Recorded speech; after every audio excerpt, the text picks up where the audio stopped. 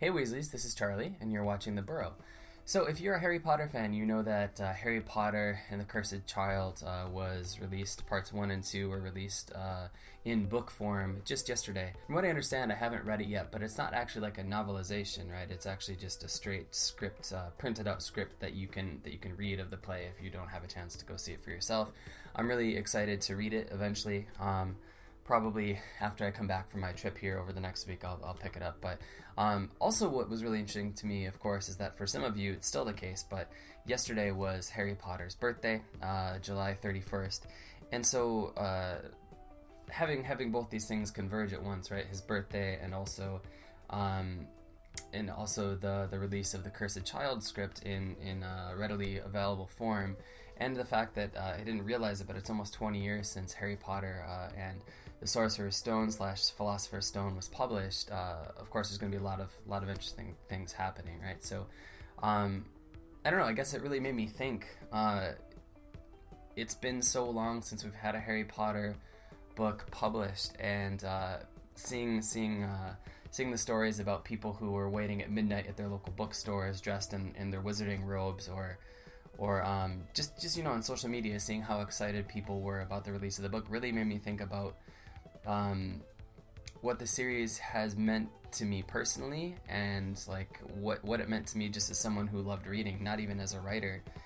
The channel, right? The channel's called The Burrow, and when Emily and I were spitballing ideas back and forth about what to call the channel, this is the one that really stood out for us. And of course, we refer to you guys who watch this as Weasleys on occasion, which is equal parts awesome and cheesy, I think, but in the best possible way, it's cheesy. So clearly, this is a series that's really important to the both of us. Like many of you, I got started with the Harry Potter series when I was still a very young kid. I think the first book came out when I was 10 years old, right? That was 1997. And I can remember, up until I started reading Harry Potter, I had been reading things like My Side of the Mountain and Gary Paulson, like the Hatchet stuff, right? And also like Animorphs. Although I only read one book and I loved it. It was like, I think it was called the Andalite Chronicles. It was like the prequel to all the Animorph stories. So I can remember when Christmas of 1997 came around, and I opened up the wrapping around this present that my aunt handed me, and I saw this book, and I was like, all right, what the hell is this? Why is this? Who's this kid on the broom? Like, and why does he look so weird? Because the art at the time, I was like, whatever, and it changed everything, And so from that point on, I remember birthdays and various occasions. Like I remember going out to dinner with my grandma because she had something she wanted to give me, right? And so we go out to dinner, and then from like a little bag, she would produce the latest Harry Potter book.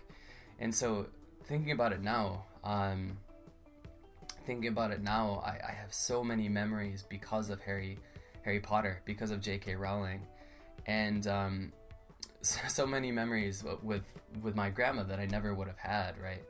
And I remember being 18, and I don't remember what book would have been releasing, but it would have been the last year of high school, so it may have been like Deathly Hallows or something like that. And going to like my local bookstore, it was called Borders, and waiting in line with my own wizarding robes and waiting for the release. And yeah, there are just so many memories that I have because of Harry Potter. Now I'm looking at them through the eyes of an adult, and I look at my own writing, and I don't really see much of Harry Potter or much of J.K. Rowling in my own work, which is kind of interesting considering how many times I've read and reread them and sort of dissected them and thought about them and liked and disliked things that were done in the narrative, right? And now it sort of seems like it's come full circle, because I'm using them to try and give kids a love of reading and a love of writing that in the same way that I was fostered by my grandma's sort of generosity in always making sure that I could read the newest one, and my aunt for giving me that first book. When I give my kids a passage to read from Harry Potter, and you see the light go on, right, and behind some of their eyes, and you see that little smirk when they discover something magical. If you'll forgive the terrible pun there, I see myself in my kids. And so without belaboring the point, it's just really hard for me to put into words how instrumental Harry Potter has been in sort of fostering my imagination, driving me to read, being a lifelong reader, and probably in some ways becoming a writer, is due in large part to how I felt when I was reading Harry Potter, and now I get to pass that along to my kids. So happy birthday, Harry Potter, and a big thank you, of course, to J.K. Rowling for getting it all started. I'm really interested to see where it goes from here. I'm looking forward to reading Harry Potter and the Cursed Child. I'm not sure if I will ever be able to get to see the stage show, but I'm really hoping so. But in the meantime, I will settle for Fantastic Beasts when that comes out. In the comments below, guys, let me know, what does Harry Potter mean for you? What has it meant for you?